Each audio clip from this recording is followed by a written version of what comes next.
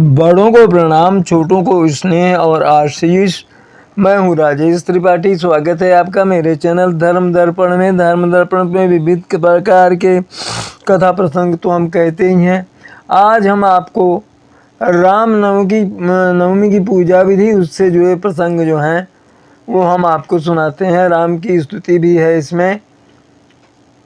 तो राम के जन्म की जो कथा है वो कैसे, श्री राम को किस कारण जन्म लेना पड़ा, इसका उत्तर जो है उत्तर रामायण में श्री राम ने स्वयं कहा है। श्री राम कहते हैं, पूर्वम मया अनुनादितकं पापानि कर्मण्य कृतकृतानि और तेषां मयाद्यापतितो विपाको दुखेन दुख यदहा विषामी। ये कह रहे हैं, भगवान राम कह रहे हैं कि पूर्व में मैंने कोई पाप किया होगा, निश्चय ही पूर्व जन्म में मेरा कोई पाप ऐसा रहा होगा जिनका मुझे यह फल प्राप्त हुआ, यानी जो वनवास वगैरह जो भी उनका हुआ। और आज भी एक दुख के बाद मुझको दूसरा दुख मिल रहा है, ये राम का कहना है। तो यहाँ कुछ लोग यह कहते हैं कि श्री राम को वनवास और उनका जो अन्य जो कष्ट उनको मिले तो वो क्यों मिले, वो पूछना चाहते हैं। ईश्वर होते हुए भी पाप कैसे किए। और अंत में अतः वो ईश्वर नहीं ठहरे। मतलब लोगों की मान्यता ऐसी है कि वो ईश्वर तो नहीं ठहरे, ईश्वर को तो ऐसे दुख ताप लगते नहीं। तो कहते हैं कि यदि कहो कि श्री राम ने लीला बस झूठ बोल दिया कि यह उनके पिछले जन्मों का पाप फल है, तो फिर ईश्वर वो कैसे वो हो सकते हैं।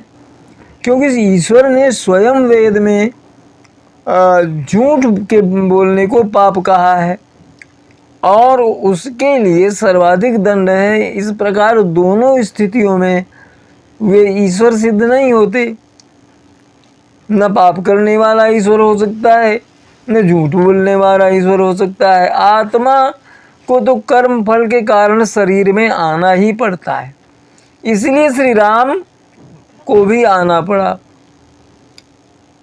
और उसके क्योंकि सभी को आना पड़ता है, इसलिए श्री राम को भी आना पड़ा। कर्म फल के कारण जीवात्मा की दो ही गति है, या तो मोक्ष या पुनर्जन्म। श्री राम को किस कारण जन्म लेना पड़ा, इसका उत्तर भी उत्तर रामायण में है। श्री राम के मुख से सुनिए, श्री राम क्या कहते हैं कि पूर्वमयानु अभिष्यतानि पापानि कर्माण्य सुकृतानि तेषां मया व्यापतितो विपाको दुखेन दुख यदहम विषामी। अर्थात निश्चय ही मैंने पूर्व जन्म में बड़ा पाप किया होगा, ये फल उसीलिए मुझे प्राप्त हुआ और आज भी एक दुख के बाद एक मुझको मिल रहा है। यहाँ कुछ लोग यह कहते हैं कि श्री राम को वनवास होना, सीता हरण, रावण वध आदि सभी ईश्वर की लीलाएं थीं जो श्री राम ने रची थीं, क्योंकि वे ईश्वरी ही थे। उनको दुख या पाप नहीं व्यापता था। लेकिन वेद में ईश्वर को अपाप विद्ध लिखा है, जिसका अर्थ होता है कि ईश्वर कभी पाप से आबद्ध होता नहीं, मतलब उससे जुड़ता ही नहीं है। फिर भी श्री राम ईश्वर होते हुए भी पाप उन्होंने पाप कैसे किए, अतः वे ईश्वर नहीं ठहरे। और यदि कहो कि श्री राम ने लीला बस झूठ बोल दिया कि यह उनके पिछले जन्मों के पापों का फल है, तो भी वे ईश्वर नहीं माने जा सकते, क्योंकि ईश्वर ने स्वयं वेद में झूठ बोलना पाप कहा है और उसके लिए सर्वाधिक दंड भी निश्चित किया गया है। तो पाप करने वाले ईश्वर सिद्ध नहीं होता कि पाप करने वाला ईश्वर हो सकता है। झूठ बोलने वाला भी ईश्वर नहीं हो सकता। आत्मा को तो कर्म फल के कारण शरीर में आना ही पड़ता है, इसीलिए श्री राम को भी आना पड़ा। हिंदू मान्यताओं के अनुसार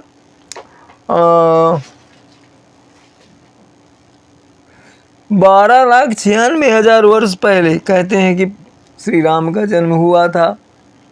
राम जन्म के बारे में एक प्रसंग प्रचलित है। कहते हैं कि एक बार राजा दशरथ दर्पण देख रहे थे, तभी उन्हें कान के बगल में कुछ केस सफ़ेद हो गए से दिखे।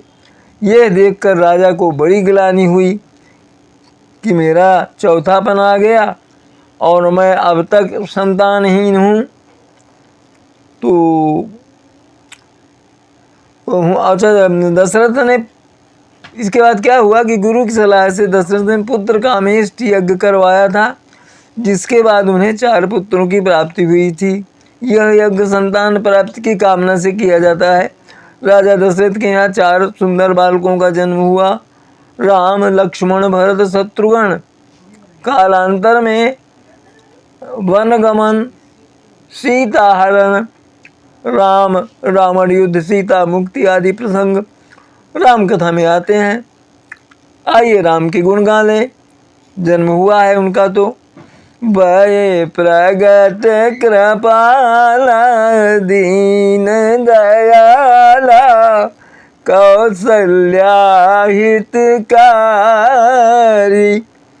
हर सीत महतारी मुनि मनहारी अद्भुत रूप निहारी। कैसे हैं प्रभु?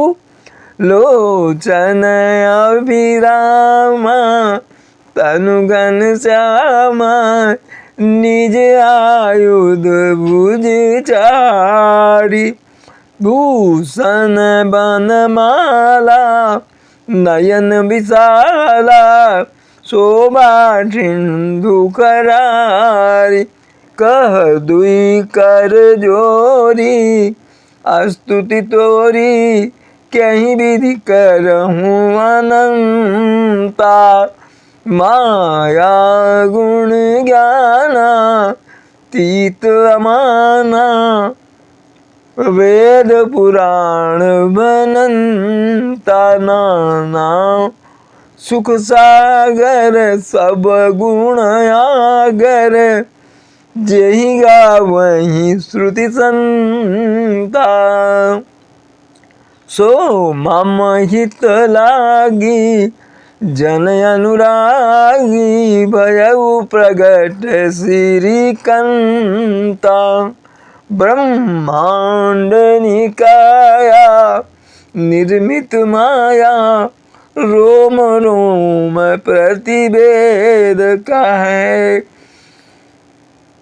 और मम उर शोभासी यह उपहासी सुनत धीर मति थिर न रहे उपजा जब ज्ञाना प्रभु मुस्काना चरित बहुत विधि कीन चाहे कही कथा सुहाई मातु बुझाई जही प्रकार सुत प्रेम लाए माता पुनि बोली सोमति डोली तजहु तात यह रूपा की जय शिशुलीला अति प्रियशीला यह सुख परम अनुपा सुनि बचन सुदावना सुनि बचन सुजाना रोदन ठाना होई बालक सुरभूपा यह चरित जे गावहीं हरिपद पावहीं ते न परहीं भवकूपा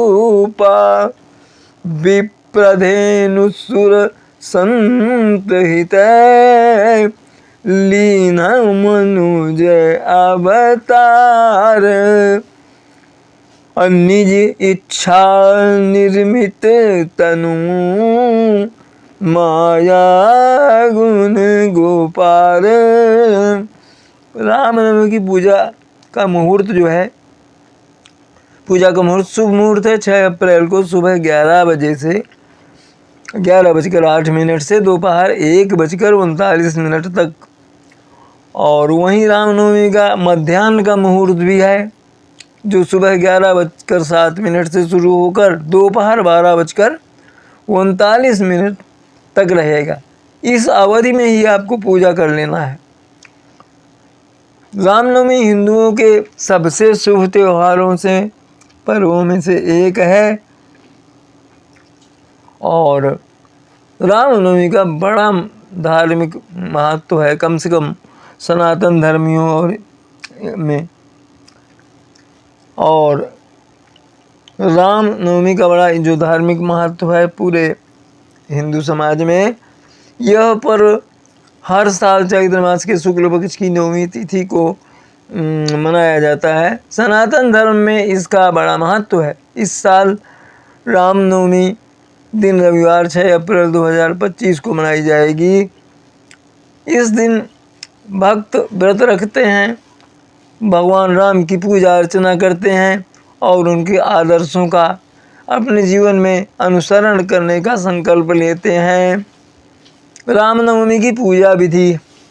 रामनवमी के दिन सुबह उठकर स्नान करें और साफ वस्त्र पहनें और घर के मंदिर को साफ करें और भगवान राम, सीता और लक्ष्मण और हनुमान जी की प्रतिमा स्थापित करें।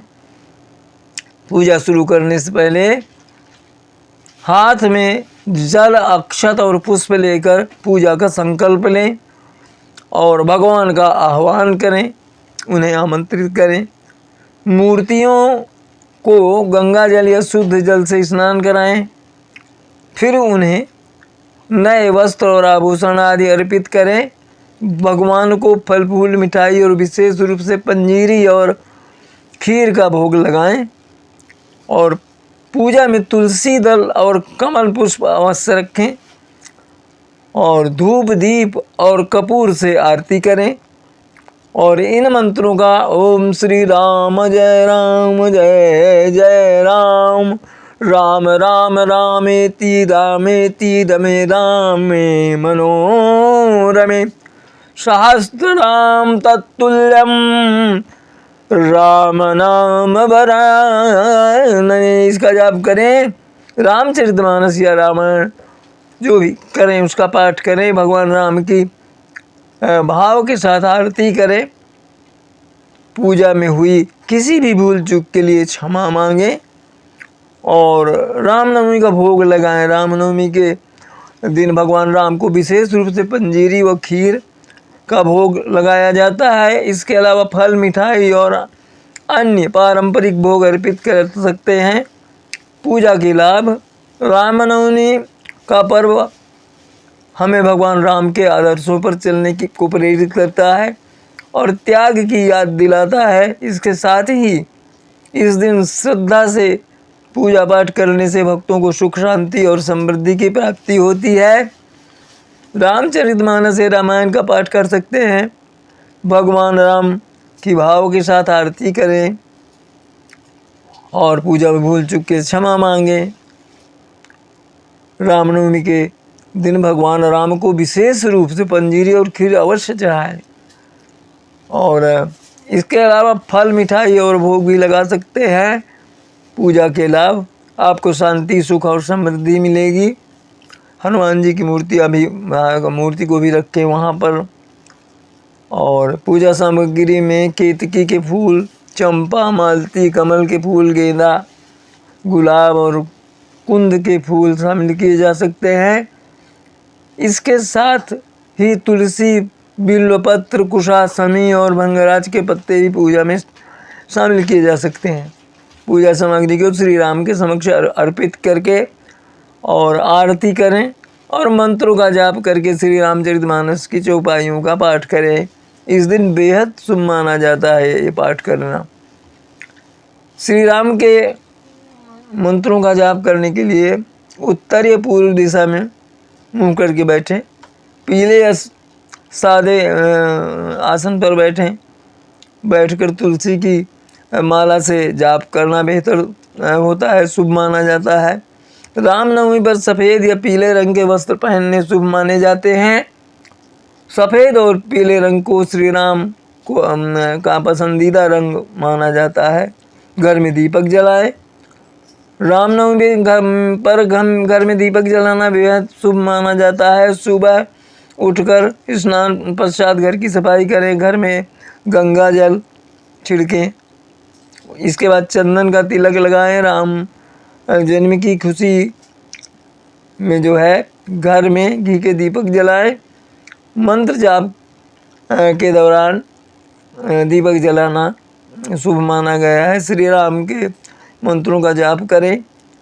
ओम राम रामाय नमः। आपदामनहर्तारं दातारं सर्वसंपदां